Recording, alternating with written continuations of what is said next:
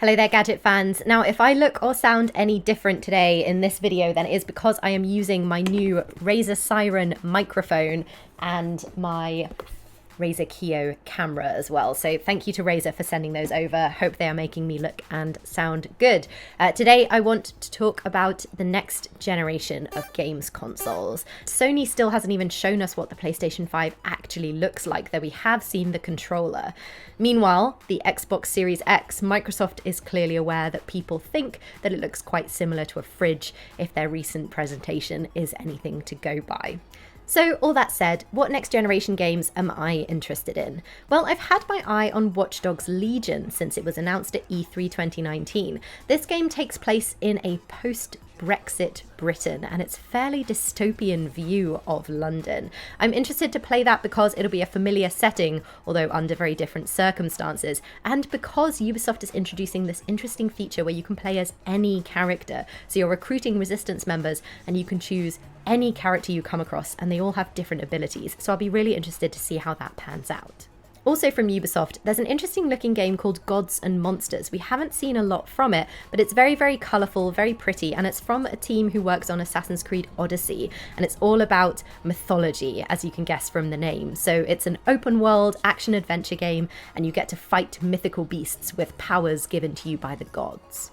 Speaking of Assassin's Creed, a lot of people are talking about Assassin's Creed Valhalla, which was just announced. This is set in the 9th century AD. You play as a Viking from Norway to England. So there'll be lots of mythology, potentially lots of interesting archaeology as well, lots of interesting settings. And of course, it's set in England. So that should be really interesting, especially for me, somebody who lives here.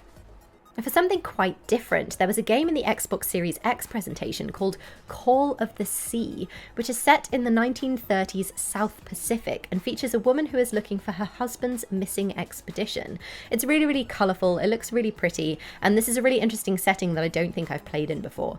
Plus, it looks like there might be some supernatural elements as well. And the main character is voiced by BAFTA-winning voice actor Cissy Jones. Now for something a bit grittier, there's a role-playing game called Vampire the Masquerade Bloodlines 2. And as you can tell from the name, that is a sequel. The original game, Vampire the Masquerade Bloodlines, was a bit of a cult classic. I don't think it maybe sold particularly well, but a lot of people really liked it, including friends of mine. I never played it, so maybe this one will be a chance for me to have a go.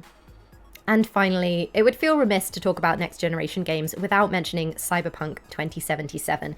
They got Keanu Reeves on board. They're clearly putting a lot of money and tech into this. So I'll be really interested to see how their ambitions around things like player choice and the story pan out. A lot of these games will be available on current generation consoles as well, and in some cases, for instance with Xbox Smart Delivery, you'll be able to upgrade those games for free for the next generation version. But I want to hear from you as well. What next generation games, whether they've been announced or whether they're just rumoured or whether they're just wild hopes that you have, what ones are you excited for? Let us know in the comments or tweet us at The Gadget Show, and make sure you subscribe to this YouTube channel as well so that you get all the latest news on both gadgets and games.